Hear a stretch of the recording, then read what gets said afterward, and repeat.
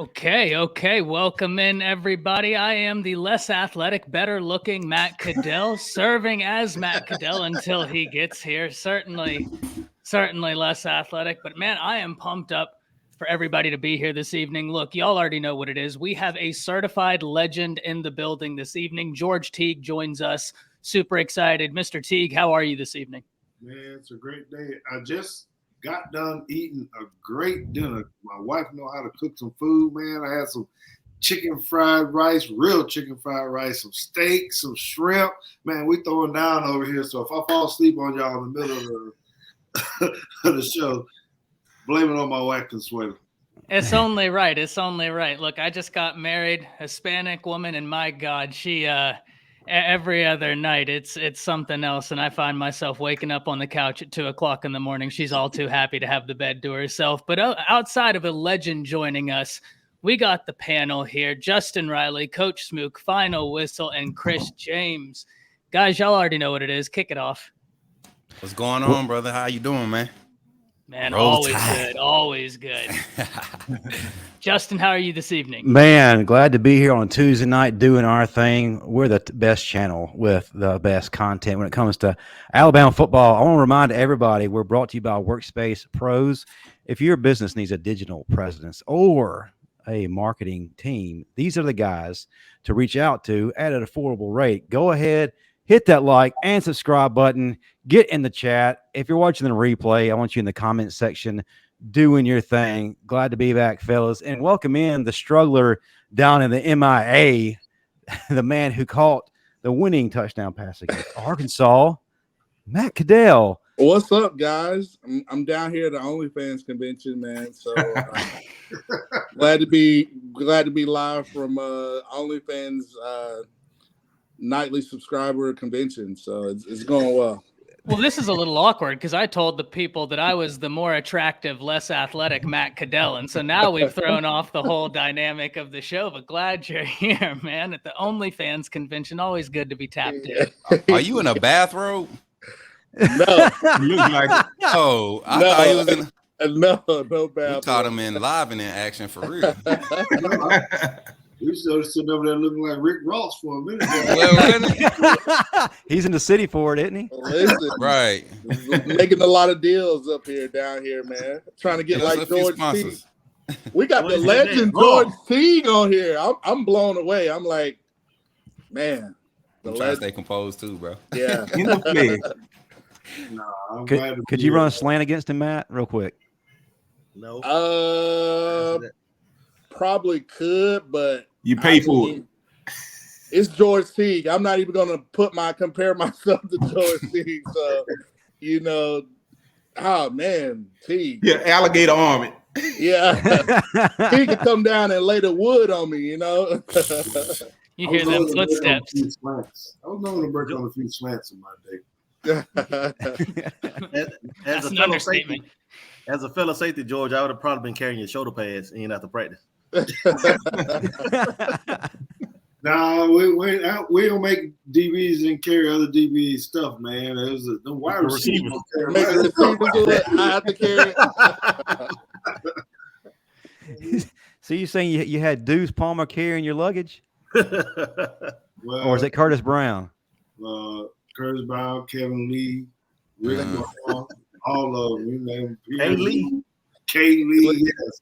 He wanted to dance all the time. I said, dance with these. That's it. Oh, man. Teague, I got to say, man, you made to me the most famous play in Alabama football history, that strip versus Miami. Can you just walk us through that play? I always wanted to ask you about that play. To me, the high step, I'm like, it doesn't get any better than that. I mean, I just want to hear about you talk about the 92 team, which I think I'm biased on the 92 team. I think they're probably one of the best national championship teams that come through Alabama. But the floor is yours, Mr. Teague, the legend. Well, I appreciate it. So I did a poll on social media, and the 1992 loss in the championship game to the 2020 Bama team.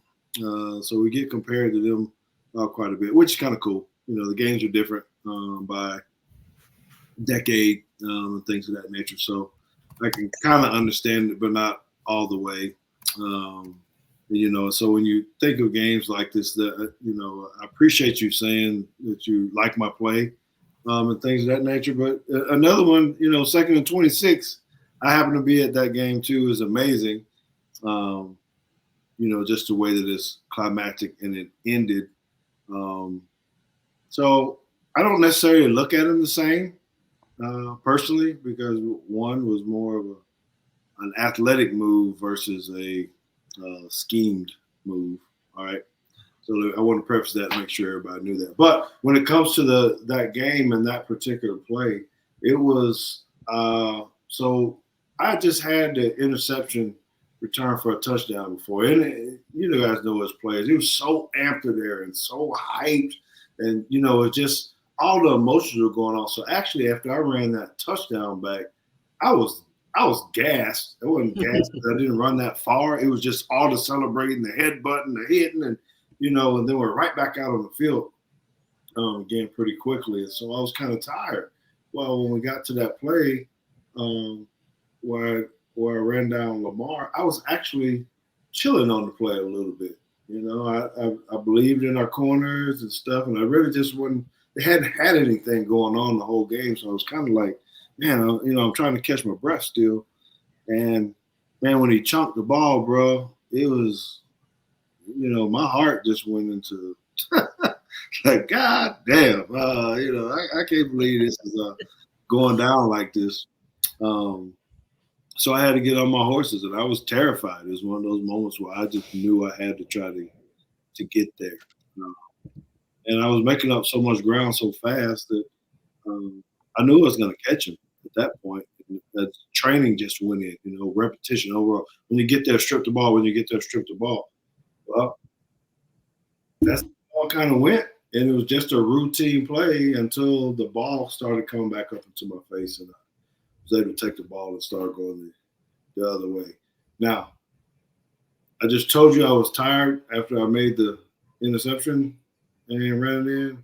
After that play, I was gassed, totally gassed. That was the first time I had to go put on the oxygen mask over there. But that was a defining moment for me. It helped, me get to the league or get drafted higher in the league. We have certain plays like that in big games.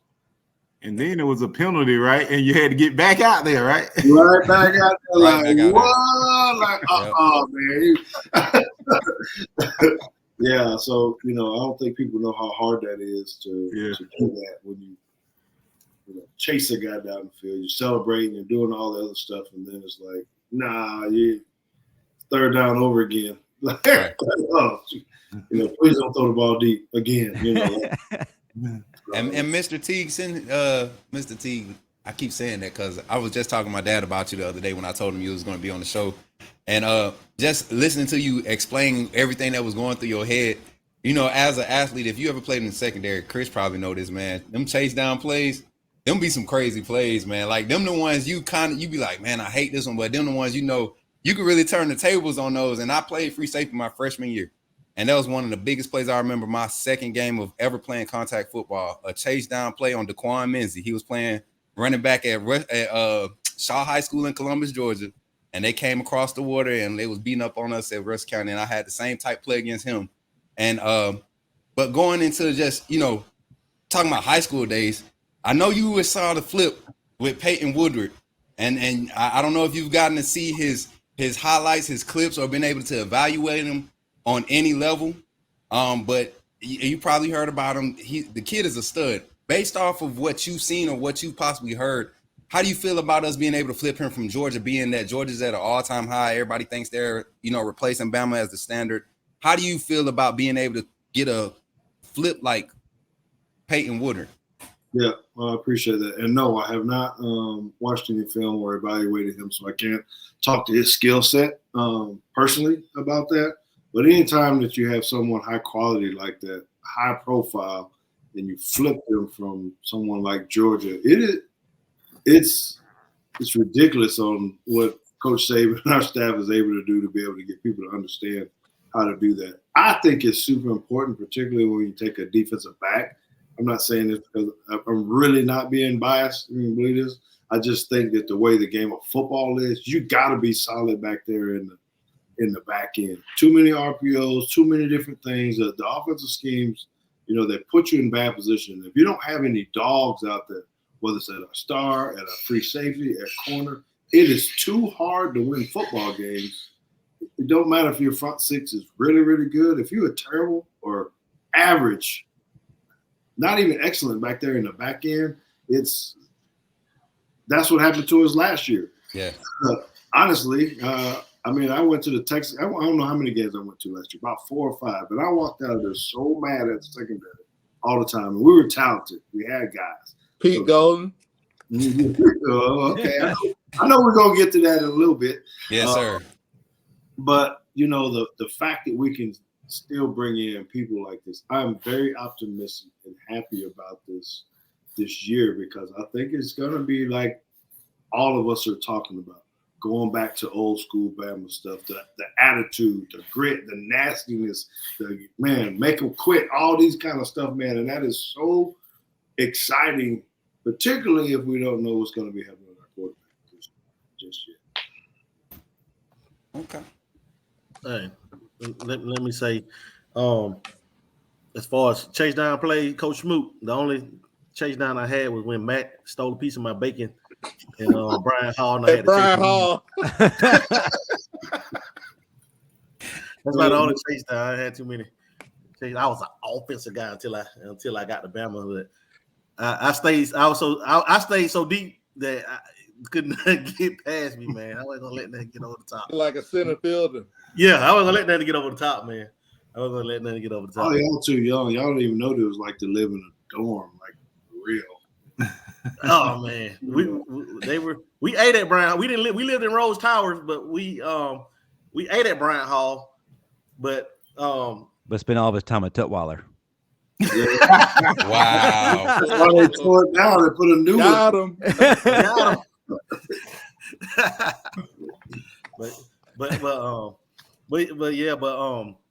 Woodyard, man, he's that kid's special, man. He's special. Like Mr. Teague said, you have to be versatile because teams right now they will pick you apart, and I think that was part of our problem last year at safety. Battle was good, but Helms, he was a downhill guy 100% in the box. He was a box safety in the box safety. Just muted yourself, bro. You put yourself on mute. Teams saw that, especially Tennessee, and we were in a bad position way too much. But I think a guy like Woodyard and Downs on the back end, the new styles Coach Saban is recruiting, he has an answer for that. Like those guys can play all over the secondary, so you really can't have a mismatch on us because his hips, he's able to play press man, off man. He's able to be a center fielder. He's able to play. I mean, he can do it all. The kid has a long highlight tape, and I think he's going to be like a guy that's going to play early as his freshman and sophomore year. We just got to be able to make sure we play that down safety position right. Yeah. Yes. Because it's maybe it was scheme. I don't know why it went on. I did a lot of talking about that last year, even film breakdown and drawing on the board of how we were putting our down safeties in bad positions where they couldn't. There was no way they were going to make a play. Or it was making it too hard to make the play. Let me put it that way. Right, trying to overcompensate for the lack that was happening in the middle. I think that's one thing that's going to get shored up this season, especially with physical inside linebackers like Trez Marshall, Deontay Lawson. You got Kendrick Blackshire, I think, is going to be coming up in that mix. Jahad Campbell is going crazy right now, getting mad first team reps. Justin Jefferson, they say he's not picking up the playbook as fast, but you get a guy like that can go out there and just play football. Give him about 6 weeks. When it clicks for him, yes, my gosh. That's what I'm saying, because he's not going to get many reps early on because of how consistent you have to be on defense. You have to try to establish that flow with your rotation, but injury in that inside linebacker room is going to force a 3-man rotation, and he'll be that third man after an injury, whether it's Lawson or Marshall. So You sure that up on the inside, that helps the safety a lot. That's one thing that safeties in the past didn't have to worry about, having guys like Reuben Foster, Khalil Mack, CJ Mosley, all those guys in front of you. You don't have to worry about what's happening in front of you. You just handle your job over top, and you could cheat, bait, do everything, and still be within the scheme. Yeah. So, Mr. Teague, this is an honor for me because I, aside from being an Alabama fan, I grew up in North Texas, just north of Dallas. So for me, not only watching the highlights of you at Alabama, then watching you for the Cowboys, I mean, this is just awesome. But you have some of the most memorable plays for me personally in football, both in college football and NFL. And I think when I think of George Teague, I think of a physicality that just not many people brought. And that, I think, is a question I wanted to ask you. We talked earlier about Pete Golding going his separate ways. We talked about the safeties maybe being out of position. I thought Pete Golding had, I don't want to say an overcomplicated scheme, but he almost tried to get a little cute, if you get what I'm saying. Like, for instance, how often we drop Will Anderson into pass coverage. And it's like, well, he is the premier pass rusher. Let's let him do what he does.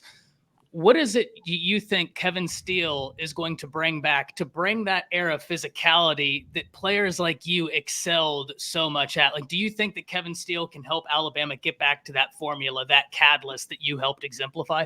I do, and I appreciate it. I'm out here in McKinney, Texas, which is just north of Dallas. Denton, right here. Yeah, right up the street. Been coaching, high school ball and all this kind of stuff, and you watch this kind of stuff. And so I think, yes, Steele will be able to help this. Why? Because it's going to be allowing the guys to play faster, right? So I did an internship with the Minnesota Vikings a couple years ago.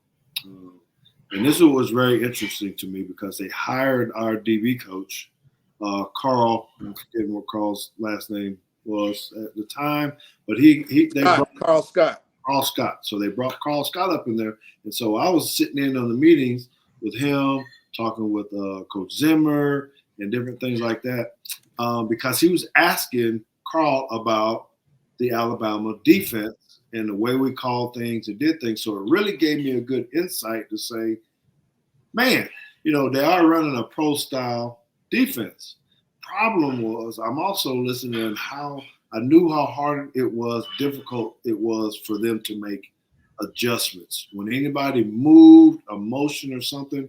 So taking that and trying to put that on a college student, regardless of what, 18, 19 years old or whatever, they're still fresh out of it, it's difficult. It takes a lot of stuff, and you got to be thinking on the move. And I think that hurt Pete Golding in that sense because, yeah, it all looked good on paper, but if you can't communicate well, particularly when anybody moves and then they move again and you're trying to make the adjustment, and I think that's where we started getting into problems, right? And so I think Kevin Steele is going to change that in the sense of, doesn't mean that we had to dumb it down. That's not the right word or something like that, but the adjustments have to be easier conveyed with the amount of motion that people do. Kevin Steele's going to bring that to us where we won't outthink ourselves and play slow. That makes complete sense. If offenses are being more quicker with the decisions, defenses have to follow suit, right? That makes complete sense. Mm-hmm.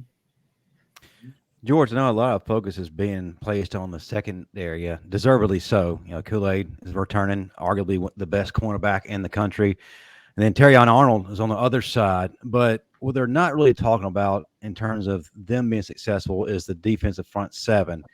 And our guys this year look to be wrecking shop. They're already doing so already. Can you talk about how important it was for you to have those guys up front? I mean, you had those dudes, Eric Curry, James Gregory, John Copeland, Shannon Brown, Derek Oden, in the middle. Can you talk about how important it was for those guys to ultimately allow you and Langham to have that kind of success, and then how it can transform to present day for Alabama? Well, look, transfer. What I always tell, and you hear it all the time, right? You tell the running backs and the quarterbacks to go take those offensive linemen out and feed them and give them whatever the hell they want because they got to protect you. They got to make holes and all that kind of stuff. That's the same belief I have in the secondary. Man, you better take care of them dudes up front, particularly them front four, because if they ain't getting no rush, it's going to make a hard-ass day. And if they ain't stopping the run, it's going to make it even worse because you got Derrick Henry and all them dudes coming through there running at you, and you don't want to tackle them big old dudes. So you better take care of them dudes. So it is extremely important having Curry and Copeland, a run stopper, and then a pass rusher, and then be able to rotate someone in, being able to go keep guys fresh when you can roll in 4 new people, when you can go 8 deep, whether it's totally new or you just plugging and playing. That cannot be overlooked at all. You don't have to take the linebackers off the field all the time, but you better have some depth at the defensive line, or it's going to cause you problems and make the game hard, particularly the way we play, because you got to have run fits if you're playing a 4-2-5 or some version when you got 5 DBs on the field. Those down safeties are relying on those ends and tackles, depending where they got to fit, to be where they're supposed to be and create some havoc in there so that we could easily insert and make the play. That's my coach speak, man. Y'all know I can do some coach speak now whenever we – well, if you want to go, man, we can put it on the board. I should have got my whiteboard up here. Right down my alley right there, Coach. Go, Chris. Go ahead, Matt. Go ahead. I was going to say, talking about coaches, I feel like a lot of people don't give Gene Stallings his flowers like they should. You know, they talk about the Bear, Coach Saban, but I'm like, don't sleep on Gene. Could you tell us a little bit of the insight about, you know, how great of a coach Gene Stallings was, or maybe if you got a funny story or something that, you know, maybe resonates with you now that you take from Coach Stallings as being a coach in high school now? Could you just kind of, you know, uncover more about Gene Stallings? Because I feel like, I mean, he's one of the legends that don't get talked about enough. Well, that's true. And he actually changed. As good as Alabama was when I first went there, so I got recruited by Bill Curry, who was there my first year, right? And then Coach Stallings came in after that. And there was such a drastic difference between the two of them that you wouldn't believe it. 2 good coaches have been around a lot. But what Coach Stallings brought in was a total different dynamic, right? First thing that he let us do is he let us grow up and be men. Right, there was a level of accountability, but there was a little bit of letting the leash loose to say, "Hey, man, you know, we ain't got to put the hammer down on y'all all the time. That you got to grow up and be a man." And he always talked about family, God, all this kind of stuff to us, but allowed enough space to where we could get in trouble. You know, where he can say, "See, I told you." So it was like being a dad piece there. But then he helped me personally in practice. I don't even know what his age was at the time, but he wasn't fit and all that kind of stuff. But he actually pushed my ass out of the way one time and basically yelled at me and asked me in front of everybody, "Do you want to go to the pros? Do you want to go to the pros?" You know, yeah. And he said, "Well, then you need to do like this." He got down in the stance and started showing me this. And he said, "I'm telling you, if you do this," and I'll never, ever forget that day. Because it wasn't Bill Curry, it wasn't, you know, someone else. He actually bumped in there, and it's the same guy that always asked me about my girlfriend in college. You know, someone asking about my family. What are you doing for Thanksgiving? Are you taking people to your house? All this kind of stuff. But enough gall to be able to come in and, you know, he wasn't a cusser like that, but he'd get mad. He'd rip your face mask off back when it was legal, right? That kind of stuff. And I'll never forget that day. And he hasn't changed. I still get to see him out here in North Texas. And to this day, he still asks about my family, about my wife, about my kids, invite you down to the house. Why don't you come on down here and do this kind of stuff? It's just different, man, on how he was. Piggyback off that, George, can you talk about how Coach Stallings would have reacted to NIL, transfer portal, and the new age recruiting? He would have said, "God damn it, this thing here ain't going to be no good for no college football. These guys, you know what? John Mark don't even have this amount of money, so I don't think these guys need to be having that. They need to play for the love of the game. I like it.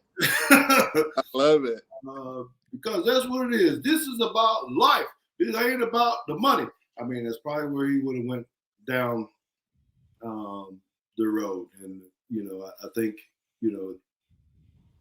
I don't want to get into the old hat. A lot of times old school versus new school, and they think we're kind of hating because, we didn't get paid and all that. No, because I do believe guys should make some money on the field. I'll put that on the record too. I am saying that. But when I just watched this video of what's South Carolina quarterback, he jumping Beamer with the G-Class, G-Wagon. Yeah, he jumping in his G-Wagon or whatever. I'm like, man, come on now. It's I'm happy for him, but at the same time, I'm going, man, when is this too much when guys are pulling up with Bentleys and G-Wagons?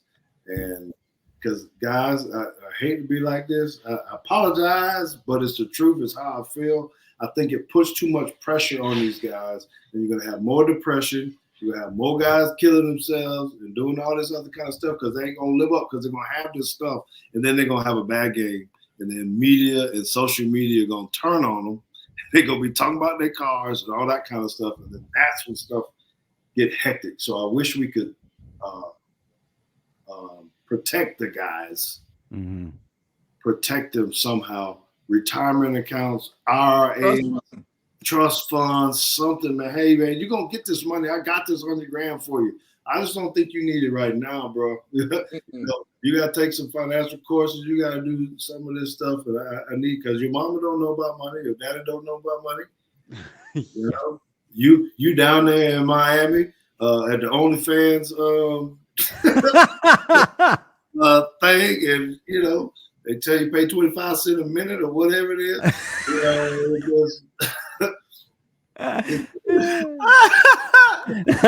Hey, Matt knows about money down there at the OnlyFans convention. Yeah. He knows about money down there. That's right. Speaking of money, T, what about the famous plays for the Cowboys when you and T.O. went to the Star and you came out of nowhere and you just laid it to him? I mean, to me, that's one of the most iconic. You go back to the 90s, you think about Cowboys, Packers, Niners, But can you tell us about that play with T.O.? I mean, I've seen some stories about it, but I kind of just want to hear it from the man himself, Mr. Teague, as everybody's calling him. Dude, I was hot. Hot in two ways. First way, I was hot because we played on that old AstroTurf in that stadium.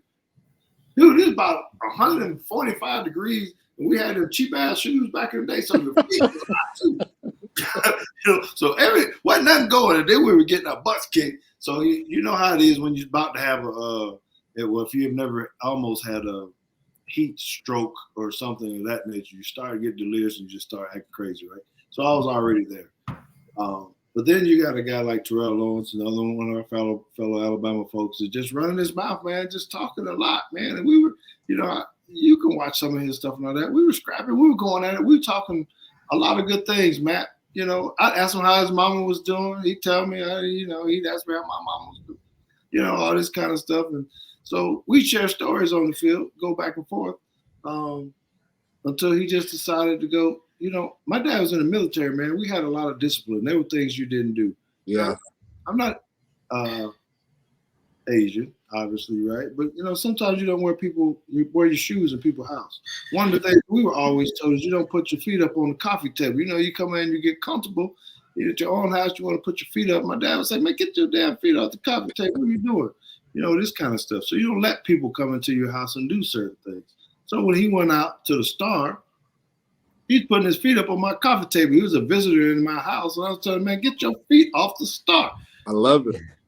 So that's what happened. And Emmitt Smith saw that first. He said, hey, man, this guy out here sitting on our coffee table, man. What are we doing? We're trying to put our tea down, have a good little snack. Got my cheese and crackers. So he going back, and I'm like, no. We're not doing this here today. You got to get out of our house. So yes, I did go chase him down to the Star. Love it. Real quick before we bring on our top fan of the week, George, I want to bring up Malachi Moore. He's a guy that you raved about his freshman year. Of course, he had a hell of a freshman year. He wore that number 13 and made us think a lot about you. What do you see from him this year, especially if he's full, he's 100% healthy? Just what is his ceiling? Yeah, you know what? I've been rooting for him. When he put that 13 on, I'm already a little biased too. But I did see something in freshman year that I thought was outstanding. His ability to react to the ball, the way that he's running the field, and you still see those glimpses of greatness in him, right? What I need to see, I think now, is when I continue to watch and critique him, is there's a lot of little mistakes that I think will come from over aggression, which you can do as a defensive back. And it can get you out of position, make you run around tackles, make you miss a ball. It could put you in bad positions to where you're chasing people. And I saw some of that. And I was hoping that someone would help him overcome that and understand that they're still as aggressive as we want to be and as physical as his play wants to be. There still has to be a little bit of finesse in his game, particularly when you're on a slot where he was all the time. There is some finesse in that, because them dudes that you see in the slot, they different, man. they different. Mm-hmm. And you gotta have some other tools in your belt to be able to play the position. I was going to pick. Well enough, but that's he's got a little bit more he's got to do.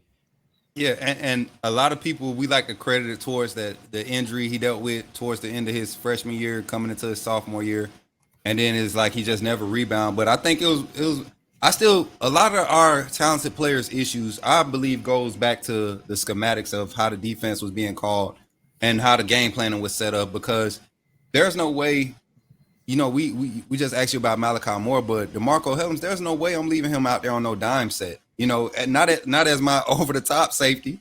I bring him in on a nickel, and walk him down if we see a heavy look, and because I trust him better on a bigger tight end, a bigger body, slower moving receiver than I do against a Jalen Hyatt or a shifty slot. You get what I'm saying? So I think Malachi Moore is going to benefit from being able to have those one-on-ones with T-Rob, not necessarily with Coach Saban, but with T-Rob, being that T-Rob is working with both safeties and corners this season.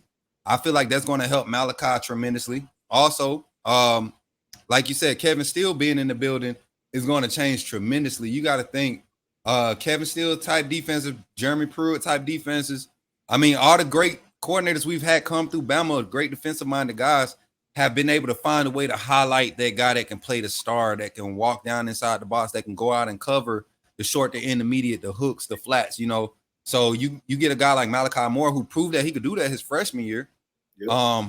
I feel like this year coming off, coming in healthy, coming in with a more aggressive mindset, defensive coordinator, and a defensive line that's going to, I feel like the defensive line is probably going to be the pivot point for our defense. They're going to be the guys that's going to carry all the momentum and lead everything off. But that secondary mess around and become physical ball hawks, we can be a dangerous defense. And Malachi Moore, he can definitely be the leader, because he'll be the one close to the line on the run plays. He'll be the one dropping back in the slot, covering the slot or the tight end, covering the running back out the backfield. I mean, he's smart enough to do it. He has the physicality to do it. Like you said, that the small mental things, I feel like scheme is going to help him eliminate those issues. I 100% agree. I 100% agree. I think you hit on a lot of great points there. It's hard to come back off any type of injuries and stuff like that nature. And if the coach isn't necessarily putting you in the right position, you need a fresh start sometime too, right? You come in, you got new coordinator, new staff members. They can give you what you need to elevate your game quickly. It doesn't have to be, so you're right. And I think this could be a moment where he actually shines. He had, good off season. I unfortunately I don't get to see it in the practices or any of that kind of stuff, but I'm hoping that he's, grinding out there and do what he needs to do, because that dude, I really think he can play. I think he's a hell of a player. So I'm looking forward to that. My one thing that I want to see from the defense is we got to cover them doggone running backs out of the backfield. We got to get that right. We were terrible at that. So if we fix that, I'm going to be happy, because I think everything will be good. Automatic cheat code to beating Pete Golding, wheel route. Or a rubber route. Yeah, Undefeated. I feel like if Malachi could get back to his freshman form, we could have the best secondary in the country. Yes, sir. I agree with that.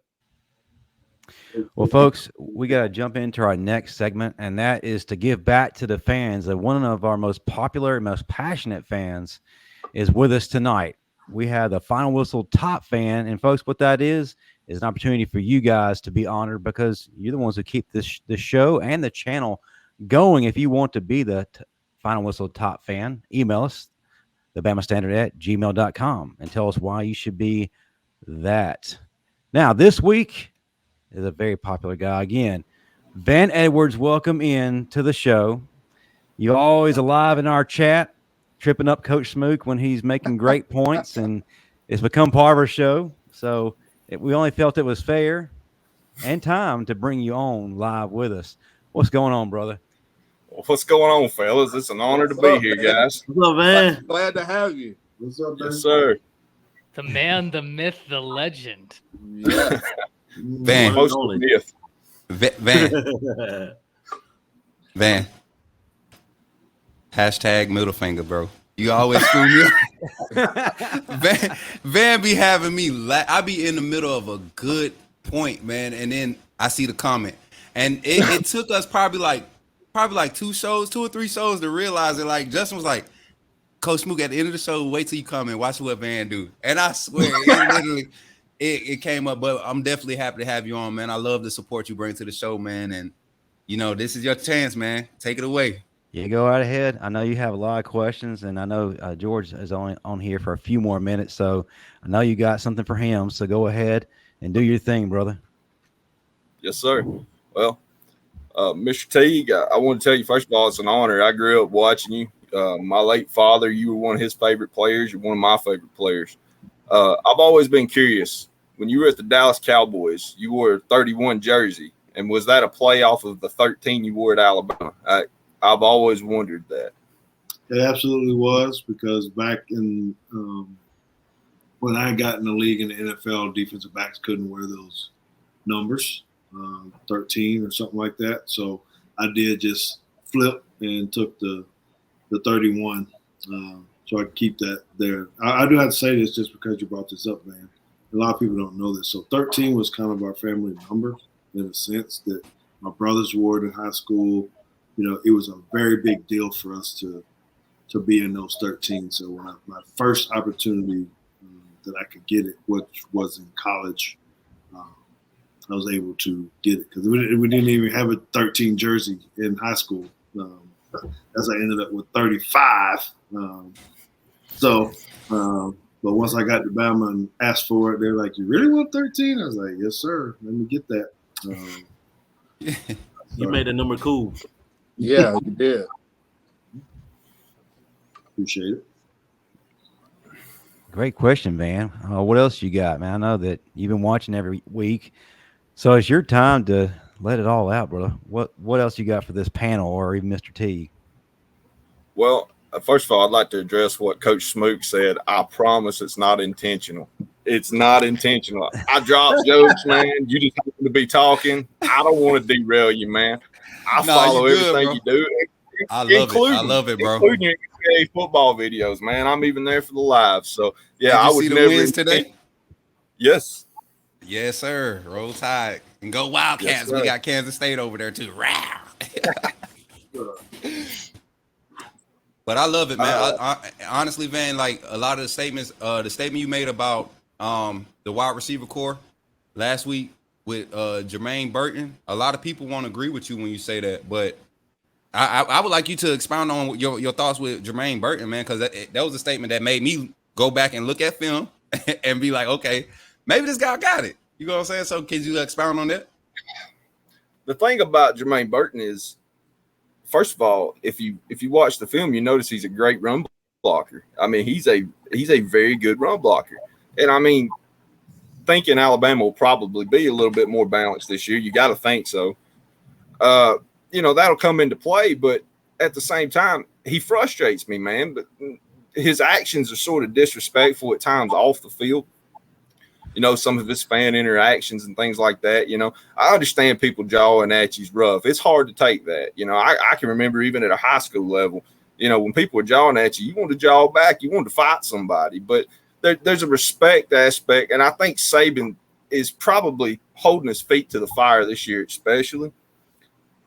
I think Burton's going to come out and be a star this year. I don't know that we have I don't know if we have 2,000 or 3,000 yard receivers this year, just because the depth at running back so deep, and those road graders at offensive line, we're going to run the ball this year. But I think he's got the chance to step up and be a star, and it'd be a great redemption story. So I'm rooting for the guy. Right, I'm right there along with you, man. And I think everybody on the panel can coincide with this, man. Like the kid's route running is crazy. You know what I'm saying? Yes. Like his releases are beautiful, they pretty, but is what's after. What continues after that just throws us off. So yeah, man. I appreciate your input, man. That really made me go back and think, because I went back and I look, he's like a sneaky good run blocker out there on the edge. Like he does little chippy stuff to get guys off the play and create some lanes. So hopefully we can see that this year. Well, if I could jump in on this as well, I think Tommy Rees is going to be a bit better suited to dealing with stuff like this because he's a bit more rooted in creativity. Not this past season at Notre Dame, but if you go back to previous season, he had a wide receiver that averaged, I believe, 23.4 yards per reception. So if you have a big play wide receiver, Tommy Rees is going to utilize it. Now, the reason why I bring that up is I completely agree with you, his run blocking, but also the route running he brings to the table. And one thing we saw last year is they were moving him around a little bit, and that actually hurt Jermaine Burton because Bill O'Brien was running those option routes, and because those option routes didn't coincide with one another. X's option routes were not the same as Y's option routes, that were not the same as Z's option routes, and you really saw that in the Kansas State game. Whenever he'd flip to the other side and he and Bryce weren't on the same page, it's because he was running the routes that he thought were running for the opposite side. Once that all got ironed out, now that we're simplifying things in terms of things are going to be quicker, things are going to be more rhythmic, we're not going to be relying on a quarterback literally doing his best Houdini impersonation for us to move the ball. I think you're right, man. I think Jermaine Burton has the ability to really be an important catalyst in this Alabama offense. No doubt. I want to bring up media days. That's one of the things that was happened over the weekend, other than us, flipping somebody or getting somebody out of Tennessee's backyard. We finally got to hear from the coordinators. Kevin Steele was first on hand, and I felt like he was saying a lot without saying a lot. There was a lot he was kind of trying to suppress. He wanted to say a lot. He wanted to tell you exactly how he felt, but he wasn't going to do that. It's all about psychology, right? But the things he did say, if you notice, he repeated several times. The guys are coachable. They're very talented. The Bama standard hasn't gone anywhere. So, guys, off the top of your head, what did you read into that based on what he was not saying? I go start with George. If you'd start us off, and then we'll go to Coach Smoot, Chris, then down to Ty, over to Matt, Van, and Dan will close it out. So what I hear is that our guys are still fast, they're still smart, and they're still physical. And that is the standard that you got to have to be a great defense. With that emphasis on being smart, smart, I mean, you got to make them overthink and this kind of stuff. And I think that, he knows that he can unleash some stuff to allow them to be a whole lot more aggressive. I don't think that's just on the defense. I think that's going to carry over to the other. I was talking about, what was this run game going to look like? Sure, it can be creative and all this kind of stuff, but I think the physicalness. There's a difference between how you run an inside zone and an outside zone, and what that physical play looks like. Gap schemes are tremendous, right? And so I think that I'm so pumped up there. Don't nobody take anything from me. I just want a piece of people getting busted in the mouth, man. Just bust some people in the mouth. All the tight end come down, smash down on the backside linebacker because he ain't paying attention or whatever. He trying to run through, man. We need to get after some folks. On defense, man, we got to have 11 guys run to the ball. Not one guy, two guys trying to tackle some people. We got a swarm, nasty-ass attitude. I think that's what Kevin's talking about, man. We got to get after these dudes. We got these kind of stuff, and I can let them play fast. So even if they make a mistake, I'm getting y'all hyped in. I got my coach speak going on. Even if you make a mistake, run your ass because it might just pop out. It might just pop out. And then you're going to be right there and you're going to the house. And we're all dancing in the end zone, on the sideline. Bring out the turnover belt. I'm really feeling good about this. I think, that second week's going to be telling when we play against Texas, which I'm going to be at, by the way. I'm not going to miss that game for anything. So that's where I'm at on that with Kevin Steele and New Davis. And the follow up right there with you, Coach. I'm the same way. I think just the mentality is all that's been missing the past 3 to 4 years, man. The mentality, it wasn't being enforced from the top down, and too much responsibility was put on the players to carry out an energy that they should be able to emulate or carry out that's felt through their coaches. A lot of players are going to play for a coach that is emotionally engaged. And we all said it every game. Like, where's Pete Golden? Where's the jumping up when the defense gets a big play? Where's the getting your linebacker face and maybe headbutting one game out the year? You know what I'm saying? Just have that energy. You get what I'm saying? So it can carry over. I think we got that in Robert Balla. We know Kevin Steele has always been there. You got how is Kevin Steele? 67 years old, 68 years old in the weight room? Throwing up 225, like it's crazy to see that. You get what I'm saying? Or was it 185? It don't matter. He's 60 plus years old in the weight room, with young college athletes showing that, hey, I'm just as dedicated to the cause as you are. As a matter of fact, I'm more dedicated. So if you want to play, you got to keep up with me. If not, surpass what I'm doing when it comes to just the mentality. And I'm telling you, Coach, it's one of them things. And I think Ty was saying that once you dumb down a scheme that's effective and you allow guys to fly around, that's when you see viciousness. That's why Georgia looks so vicious. They don't look like they ever question a call. Like, even if they give up a 40-yard pass, it's like they don't get up after making the tackle, because when the ball is in the air, you see 11 guys trying to find the ball and run to it and make a play.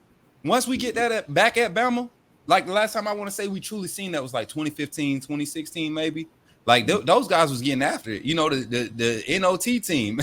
So it's time to. I feel like we have a chance to be that. But like you said, on the offensive side, it's going to be in the trenches. Is going to be the most important. And listening to Tyler Booker at the interview, man, and talking about Seth McLaughlin and Ferguson and those guys shoring up the left, and Caden Proctor shoring up the left side, we can be like one of them balanced offensive running teams, man. And I'm excited about it. So that's where I stand with it.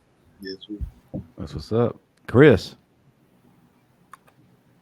To piggyback, I just think it basically boils down to just getting back to the nastiness that when people used to hear Alabama, that meant something. It struck fear, and I think it just basically got down to the point to where people didn't fear Alabama no more. People don't fear us like they used to, and it's kind of gotten to the point to like. They felt like they can get what they wanted when they wanted, especially guys like whenever we play Ole Miss or Tennessee last year. And it was so frustrating to watch because that wasn't Alabama football that, we've been accustomed to, not just with Saban, like before Saban, even when Matt and I were playing, doing the Miko Ryans and Freddie Roach and Marvin Constance and Salim Rashid days. I mean, all the way back to when Mr. Teague played. So it's just getting back to that pride that when you hear Alabama, you think defense, you think toughness, you think get it out the bud, you know. And I just think that's the message that's being conveyed, that hey, we're gonna be back to the standard that was set before us, because it was like just watching the last couple of years, it's like this is not Alabama football. This is not what we.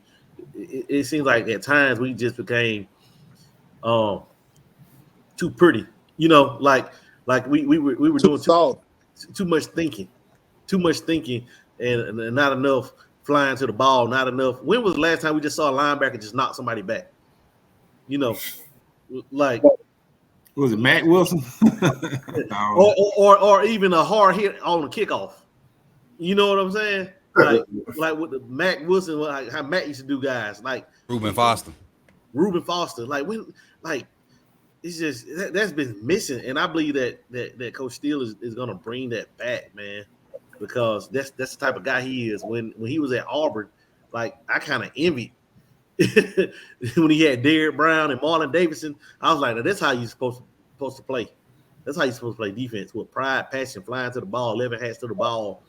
And just last year, man, I was just disgusted at times. Last couple of years.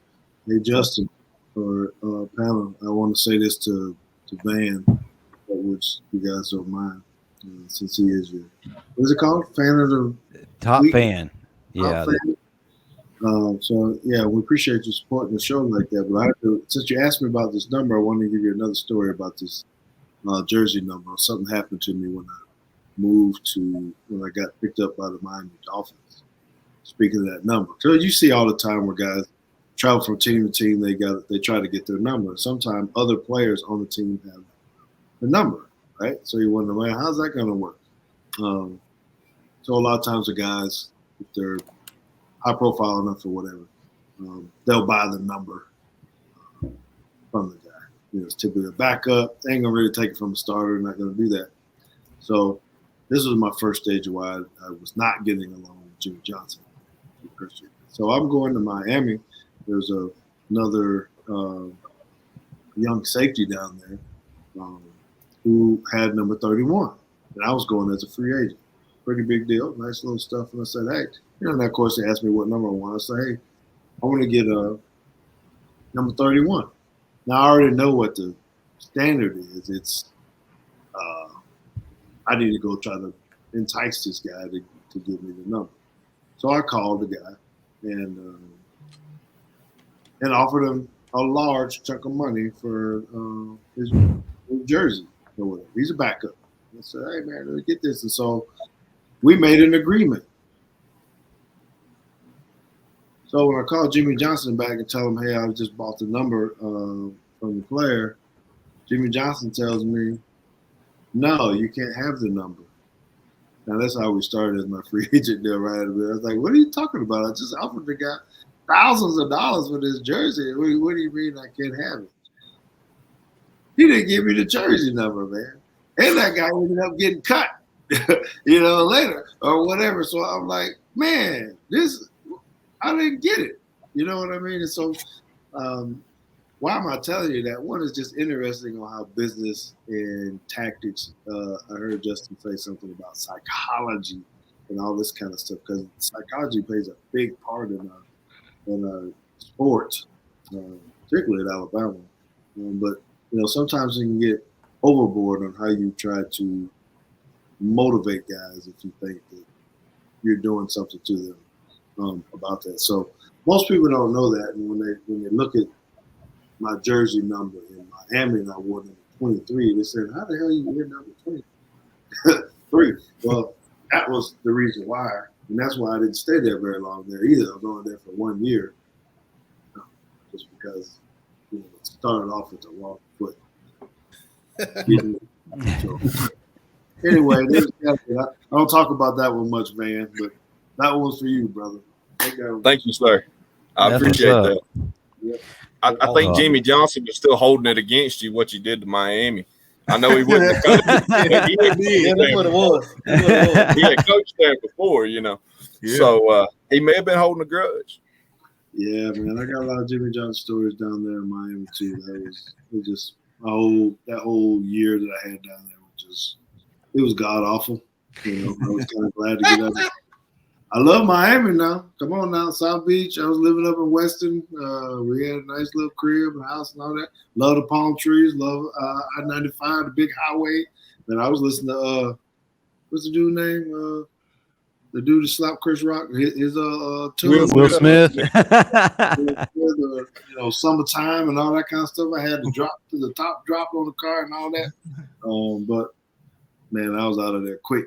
You know, it wasn't going to work. And so I was glad that after that, I ended up back at the Cowboys and having a tremendous career. So, no doubt. All right, guys, I appreciate it though, man. I got to run though. My wife's still sitting in there. I left her at the dinner table. So my goodness. Hey, before you go, George, tell people about your show, how they can find it, and what time it all starts. Yes, sir. Yes, sir. So Teague's Take on YouTube at Teague's Take. We do live shows on Wednesday night, 8:15 Central, 9:15 Eastern. Man, Justin, we got a new look coming up this new season. It's going to start in a couple weeks. And it is going to be actually split into two different shows where we're going to have one that's going to be all Alabama content and the other one will be all Dallas Cowboy content. Nice. It's going to be very, very good. So me and JT will be doing the Wednesday nights talking Alabama football every single Wednesday night starting whenever that is, September,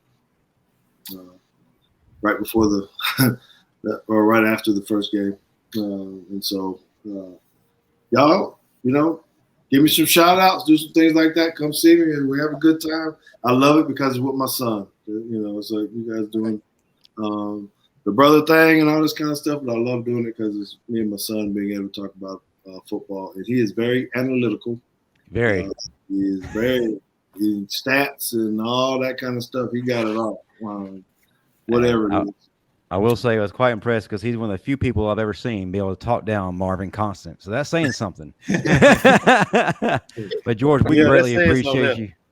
We greatly appreciate you being on, man. I want to encourage everybody who's watching, definitely check out what he's got going on. If you're a fan and you're not watching, something's wrong with you. But roll tide, George. Thanks again for everything, brother. Yeah. Thanks, Mr. T. Appreciate you, man. Thank you very much for the time. It was an honor, Mr. T. Thank you. All right. Appreciate it, man. See Peace y'all. out, five. Yeah. To the day we die, baby. Man, love when he can come on to anything that we're doing. And his OnlyFans was by George. Curious George 13. Curious George 13. Right, George, he's got it. Hey, Georgia of the jungle. Oh man. Look out for that tree. Look out for that tree. Trump. My goodness. Now, Ty, Live you from the get to OnlyFans follow. convention. Ty, you get the pleasure of following up after that, weighing in on what Kevin Steele said or may not have said. What was your overall takeaway from that? So right now I have two takeaways, right? From fall camp, from everything that we've heard, all the info that's came out. And the first is this, right? It's something I've alluded to this entire live tonight. But I heard a phrase one time and it stuck with me my whole life. Simplicity is the key to brilliance, right? And I think that's very much well true. Last year with Pete Golding, we saw a defense try and be complex, try and do things that were maybe over analytical. And that doesn't work in the modern era of college football because you're asking your guys to go through steps 1, 2, and 3, simultaneously play fast. You play fast, you can make fast mistakes. And when you have to clear 5 steps before you finally get to the right answer, there's a lot of error for mistakes. So simplicity is the key to brilliance. Getting back to that simplicity is how Alabama can get back to the brilliance we've become also accustomed to on defense. The second is something that Teague said. He wants to see people flying around to the football, and what that exemplifies is uncanny effort. And Alabama has not had uncanny effort over the past few seasons. That 2015-2016 Alabama team, guys, let's think back to this. One of the things the commentators would talk about all the time one guy would wrap up the poor running back and 7 other dudes would come make sure he had a bad day. It wasn't one guy. It wasn't 2 guys. Everybody wanted a piece of every single tackle. We just haven't seen that. And I think that's one of the things that maybe will coincide with simplicity is the key to brilliance. But I think Alabama has gotten to a point where over the past few years, it's not that they're any less talented. It's that they've been running things that are overly convoluted. I don't want to say that Alabama needed to dumb it down, but Alabama needed decisiveness, both offensively and defensively. You're never in a good position where the best thing that happens offensively is when your quarterback is going off script, because that was the most decisive we saw the Alabama offense, and that's when it was at its most chaotic. That can't happen this year, and I think Kevin Steele, Tommy Rees, they're going to be conduits of quelling the chaos, and I think that's big for Alabama. So those are the 2 things that have stood out to me, both in terms of what they've said, what they haven't said, and some of the intel we've had come out of camp. That's what's really stood out to me. Awesome. Matt, what was your take, brother? Well, it's just good to hear, Coach Steele talk about being physical, the standards still there, guys flying around. And to Ty's point, I think he's just going to, sit back and let these guys play fast and go hit them in the mouth. I mean, it's not rocket science, but Pete Golden made it so much difficult. Like, I never understood. I'm like, defense isn't that hard. You just see ball, get ball. But enough about Pete Golden. It's about Kevin Steele. I'm just glad we got a D coordinator that's hungry, that knows the standard, that knows Coach Saban, knows the defense, knows how to get the best out of each player, and he brings the juice, and he's an energetic guy. So I think, you're hearing the guys talk about, the mindset, the mentality, the energy that he brings, that it's just what the doctor ordered for our defense. So I'm excited. Reason to be. Van. Well, first and foremost, I've always been a defense guy because that's what I played in high school. So I always focus on that side of the ball a little bit more. And, yeah, man, Kevin Steele being there just brings a different, like Matt Caddell said, it brings a different mentality to the team because he's got a little bit of that junkyard dog type mentality, man. He brings some fire. He's passionate, and he wants to see guys do the best of their abilities because I've seen him talk when he was at other schools about guys living up to their abilities, that a coach can only coach so far, but it's a man's ability that makes him a star. And I never forgot that. And I think he brings that same mentality, and Alabama will look a lot more like Alabama. And as far as the offensive side of the ball, I don't like putting people down. I skipped over the previous defense coordinator because I don't have anything good to say, but offensive coordinator, O'Brien was way too complicated. I feel like I don't think he liked to go for matchups, which is what wins college football a lot of times, mismatches.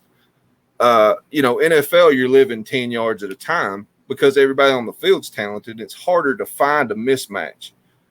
And in college, you've still got some mismatches, and he didn't necessarily take advantage of that. So I like what Tommy Rees does. I've been studying a lot of his work, going back and watching some of his stuff at Notre Dame, and I think he can make chicken salad out of chicken shit, just to be honest with you. That's awesome. I like that. That's Matt's new name, chicken shit. 2 words I always, I've been talking about, I guess, nearly every podcast that I wanted to see, intensity and physicality. But another thing that I noticed with this team that I like, and I'm going to knock on wood as I say it, it seems to be focused. You know what I'm saying? We've gotten out of summer camp, and I think this has been the first time in a while, and I'm going to knock on wood, that we haven't had any guys suspended from team activities for doing dumb things. You know what I'm saying? So that kind of tells me that this team is a little more focused. So if we can keep the intensity, the physicality, and focus, we put that all together, man. I'm guaranteeing y'all we're gonna win the national championship this year, and that's what I'm taking from it so far. I expect the national championship run this year. Okay. So we looked at the defense. We looked at Kevin Steele and what he said. Let's turn it over to Tommy Rees, and if you guys could kind of highlight what you took away from what he said. And, one of the questions he was asked about, was the freedom to implement what he did at Notre Dame at Alabama. And he quickly said something that we wish Bill O'Brien would have done, and that was implement a scheme based on what the players you have. And so he was saying this may not resemble what we had at Notre Dame. We're going to make our play calls based on the players, their talent, and what they're able to do. Man, that's a breath of fresh air if that's true, right? So that stood out to me the most about what we can possibly see. Of course, it probably will resemble what he did at Notre Dame, considering the embarrassment of riches at running back as well as tight end. And then once the receivers get caught up, then we'll probably push it down the field a little bit more. But that's something that impressed me about him. Design the game around your players. Who would have thought that? Right. Coach, what was your takeaway? And we'll move to Chris, Ty, Matt, Van, and let Dan finish it up. I think my takeaway from Tommy Rees is just the same vibe everybody's getting from him is the guy could be a defensive coordinator. You know what I'm saying? Like his physical mentality, his old school roots, he's a coach. He's a coachable coach.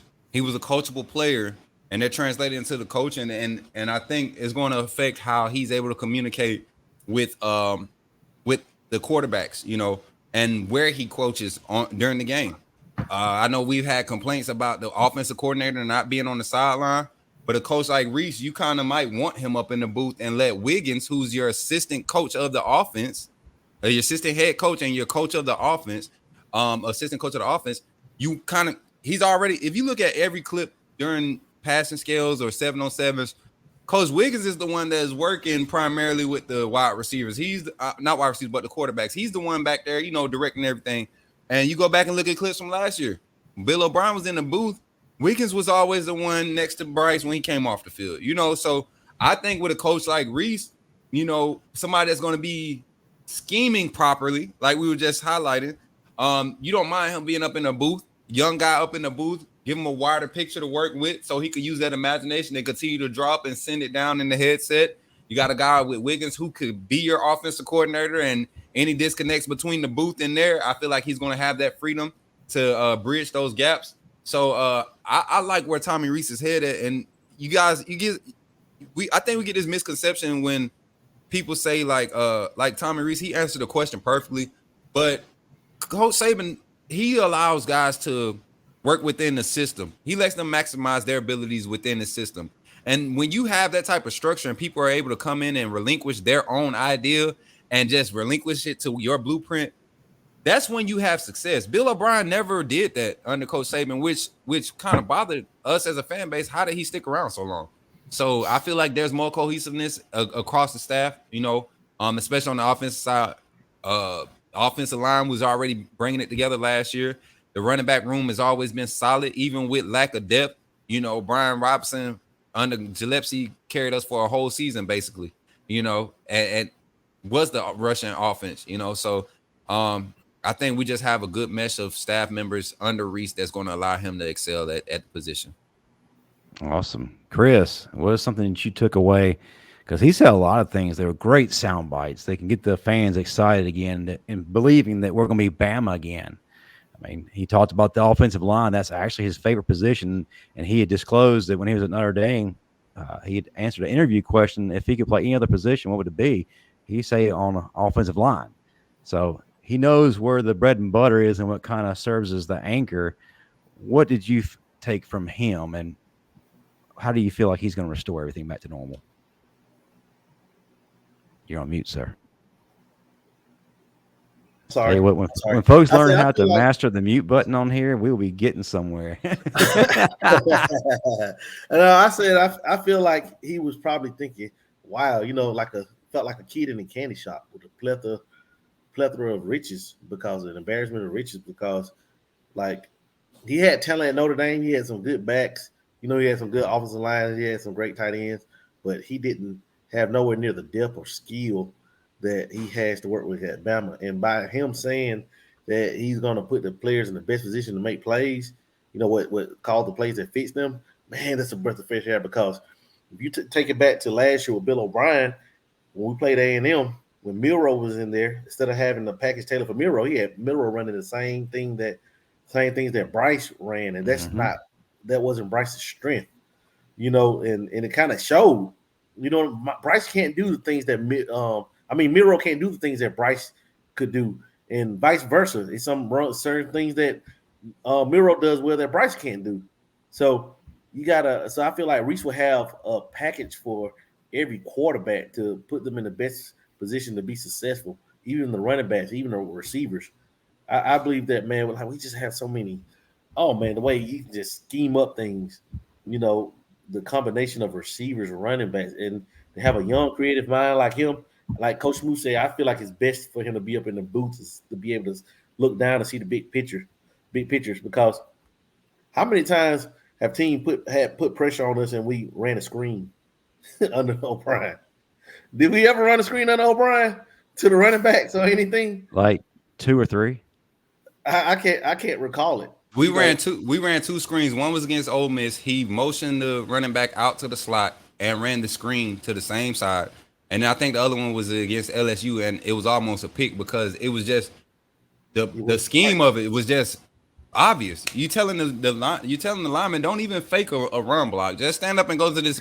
Get there as fast as you can. No, bro. It was not no 1,000, 2,000 release. It's like it's crazy, man. I just feel like we're gonna not. I'm not comparing him to Sark, but you remember Sark put guys in position to make plays. Like the I think Sark's best game was the Ohio State game. He was in his bag, as Matt would say, in his bag. And the way he motioned Devontae Smith out, the things he did, man, like the play, Matt was about to get killed, and he just turned around, threw it over his shoulder, and Najee caught it. Like, oh man, the motion that he sent Devontae Smith on and brought him back and threw it.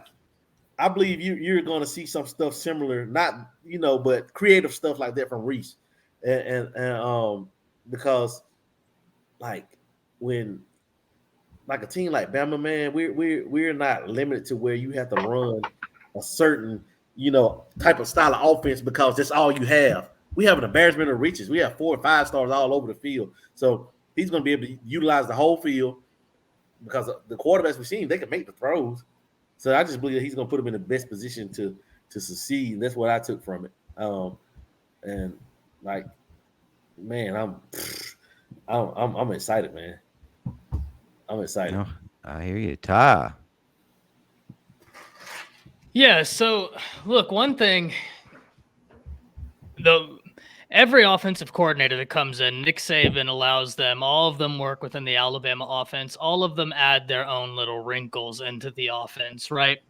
And I think that almost no matter who you got, and I don't mean to be overly critical of Bill O'Brien, it was going to be better because you had a guy who, through the Alabama scheme, was trying to employ a pro-style offense through and through.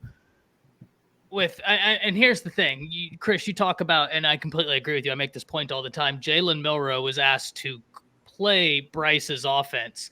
The problem is, I don't know that there were 5-6 quarterbacks in all of college football that could have ran Bryce's offense in terms of setting protection, understanding what the defense was doing, being in sync with the wide receivers, all of them, X, Y, Z, and tight ends, in order to understand where their option routes were breaking to.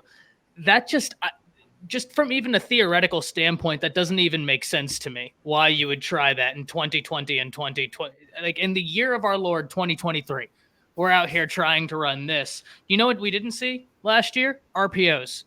You know what you didn't see 90% of the time?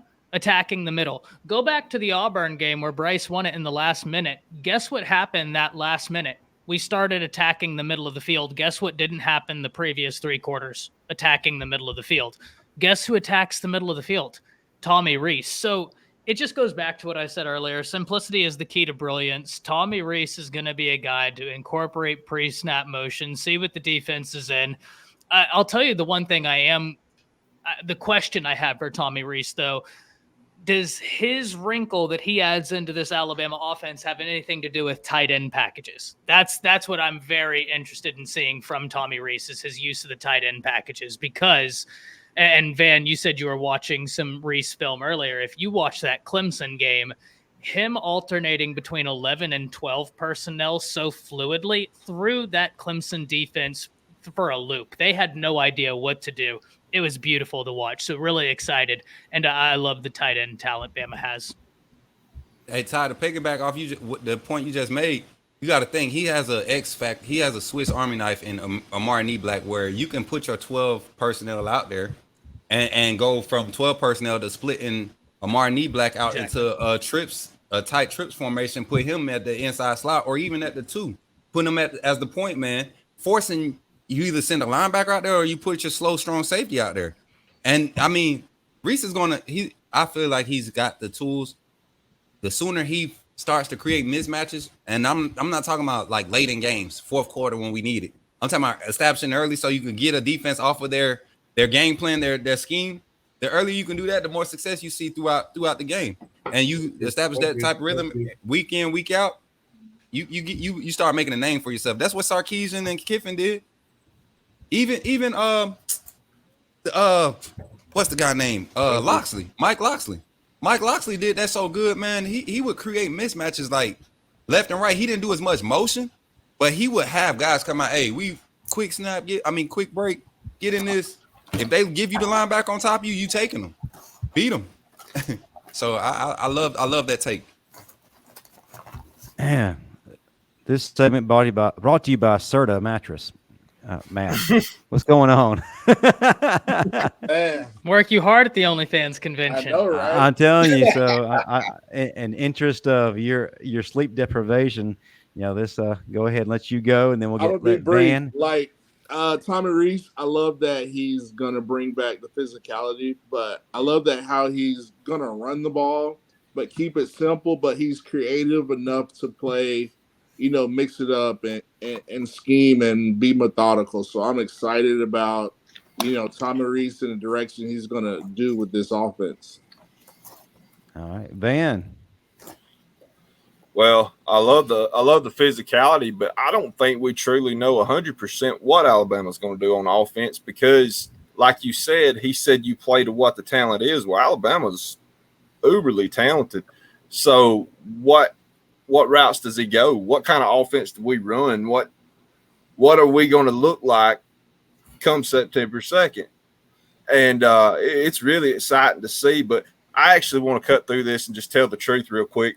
The reason I'm really here is because we're having an intervention for Chris James because of his Monopoly addiction. Yeah. And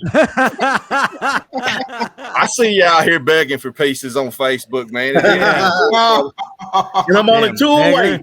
2 gold bars away, dude. Come on, 15,000 nights.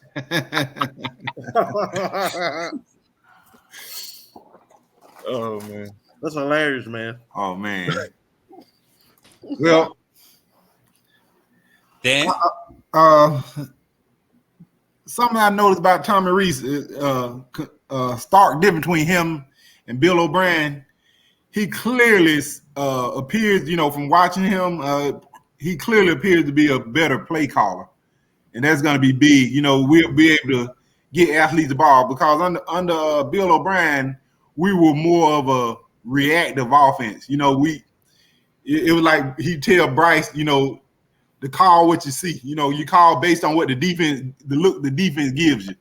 I think on the Rees, we're going to be more dictative to what the defense does. That comes with a run first, mentality. So I expect that to be a huge change. That's going to be very beneficial to us. But definitely, that's the biggest thing I see between Tommy Rees and Bill O'Brien. It definitely is a play caller and be able to utilize his personnel more effectively. I think he's also going to teach these guys accountability, self-accountability. Bryce is gone. It's probably the best thing that could ever happen to us. And what I mean by that is we're going to rely on each other and not on our quarterback to bail us out of absolutely everything. You work to the best of your ability and give your best effort. We do this thing together and not playing backyard football with Harry Potter quarterback style. So, well, guys, we've gone over, but I'm sure the fans don't mind. But we got to bring it to a close. This is our closing segment where we have a lot of fun. where we talk to our fans about what we got going on outside of here. We give our OnlyFans handles. So we'll start with Coach Smoot, then go to Chris, Ty, Matt, Van, and final whistle, Dan. Guys, pop what you got so fans can follow you outside of this great platform we have. Yeah. Y'all already know it's your boy Coach Smoot on every platform. That's TikTok, Instagram, Facebook, Twitter, Kick. That's the KICK green site, greenandblacksite.com.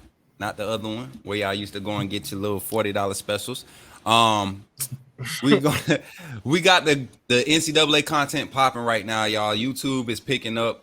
Coach Smoot on YouTube is really picking up. We had I guess a all-time high of concurrent viewers today of 9 viewers. We almost broke that 10 mark. So yeah, we growing on the YouTube side with the content, and the competition is getting crazy, y'all. The games are getting like sweaty. I was for real sweating earlier. So you want to see some entertaining football, college football content, NCAA gaming content, definitely pull up. And don't forget to continue to show love to our Bama Standard YouTube and our TikTok. The TikTok is about to be popping. Your boy got time on his hands, and I feel like I'm a editing freaking guru right now. So y'all better be ready for clips. Be looking for your comments in the clips and everything. We about to do some big things. So I appreciate y'all, and roll tide, family. And I don't do OnlyFans no more. I retired. I like I retired from OnlyFans. On Backpage. He's on Backpage. Remember, Coach, if you don't use it, you lose it. I went back to Black Planet. So he's on farm for farmers only. That never stopped. I've been on farmers only since I left Texas. You know what I'm saying? So y'all appreciate y'all showing up, and roll tide, everybody. Chris, I'm sure your OnlyFans is still up and running. Yeah, man. Well, you can find me on Facebook at Chris K. James Sr., on Twitter at Coach Chris James, on Instagram at CKJ Senior 32. Yeah, like Van said, man, my monopoly has gotten out of hand, man. You know, I'm 2 away from completing my album. For those who know what I'm talking about. But you can find me on OnlyFans, you know, after midnight. James on the back end.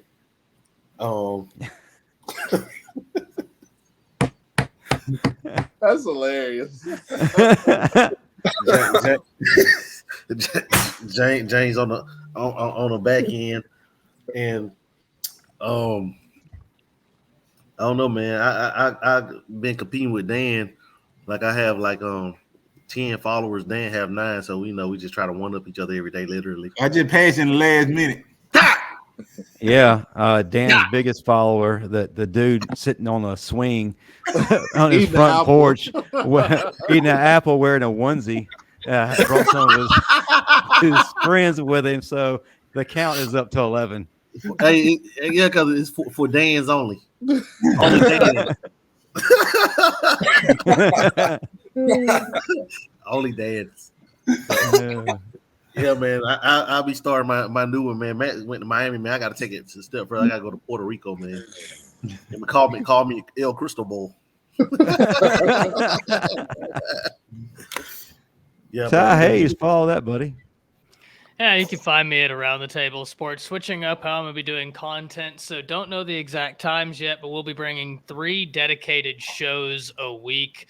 Much more formulated than the live shows that we currently do on Mondays and Fridays. So 3 shows a week, hour long. Going to be talking everything college football, especially with the season around the corner. Still some dedicated videos, but going to be running some polls, seeing what y'all think about times. As far as OnlyFans, y'all already know. Reach Around the Table Sports Part 2 Electric Boogaloo. Love to see you ever there. Matt Caddell. You went in on that one, Ty. I ain't even gonna count. You went in on that one. Electric. Whoa. Yeah, you can find me on my OnlyFans, the tight end package with Matt. Too tight. The split in with Matt. But nah, seriously, man, it's all about the final whistle.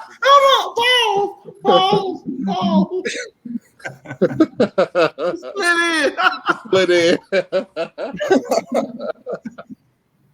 Yeah, so it's all about the final whistle, man. OnlyFans hit us up, but I'm glad to be back here and try to get some rest tonight. Man, tell the folks what you got going on. First of all, thank you again for being our top fan. You are one of the most recognized guys in our chat and all the content we have, so we greatly appreciate your dedication to us. But outside of here, you actually have your own show, so if you would pop that so fans can find that. Yes, sir. I'm on a show on CTS Sports Room on Tuesdays from 7 to 8. Not going to lie, it's not for the faint of heart. Some words get thrown out over there. If you're easily offended, probably steer by it. But we talk a little football just from a fan's perspective. None of us guys on the show have ever played at a collegiate level. We weren't good enough. So all we get to do is talk about what it would be like. But we enjoy it. We love the fan interactions. And I just want to say, first of all, it's an honor to get to be here. I'm a fan of every single one of you guys. I watch all of y'all's content. I'm there every Monday for Matt Goodell. I watch everything Coach Smook puts out. Ty Hayes has got the best recruiting analyst jobs. He's got it wrapped up, man. I listen to Ty Hayes all the time. Of course, Justin Riley, who's become a friend of mine and give me great advice. I appreciate you more than you know. And Chris James, enjoy your Facebook post about, Monopoly, but I do actually appreciate what you do as a coach, mentoring young men, and we need more guys out there like you. Wish could have played for a coach like you, as a matter of fact. Appreciate and you, Dan, if I'd have knew you sung that well, sir, I'd have booked you for my wedding. I seen you on TikTok. Oh my goodness, man. We got to burn that. You're a star around here, man. I got you. I lost all my street cred with that one. Hey, you gaining it back around here. I got you, man. All right, Dan. A great segue to you. Yeah, y'all know where to catch me every week right here, live every Tuesday night. Be there, be square. Final whistle. And, I don't know if we said it. Hey, y'all, hit the like and subscribe button. Don't forget to do that. That's very important to us. And you can also catch my OnlyFans, stretching the field.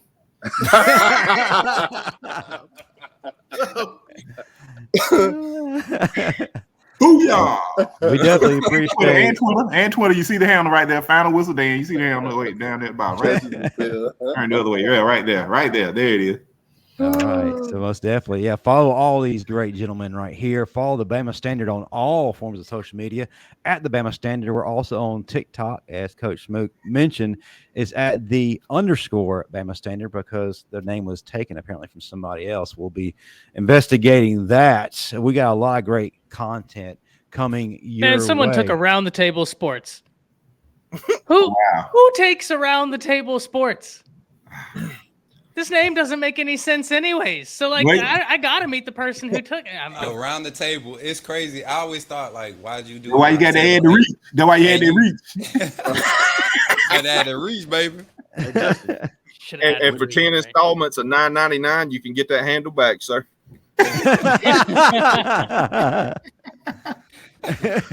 Hey, Justin. Hey. Yeah. Dan was trying to record his OnlyFans. He slipped on some baby oil, so his new name was Dan's Final Whistle. Last call. He didn't get up after that. Last call. Dan's Final Whistle. That was it. The quick whistle. The quick whistle. And my OnlyFans is Busting the Wedge promo code. Slippery Busting Justin. Busting Busting. Busting Justin. We gotta come up with a van name. Oh no, yeah. we got man. Time out. We ain't got to come up with van name. Van can come up with our names. That's what. Yes, he is the official manager of our OnlyFans content. So we will let him do that. If he feels the need to have his own, then we'll definitely add that in the description of our YouTube channel. But yeah, folks, hit that like and subscribe button. Keep us going. Let us know what you think in the comment section. If you're watching the replay, I want to remind you the Bama Standard crew will be live at the Bryant Museum September 1st at 5 p.m. Central. So you want to come by, pack the place out. We're going to be there all weekend doing our thing. But as always, we appreciate everyone here. Roll Tide. Roll Tide. Roll Tide. Mountain Man Van. Mountain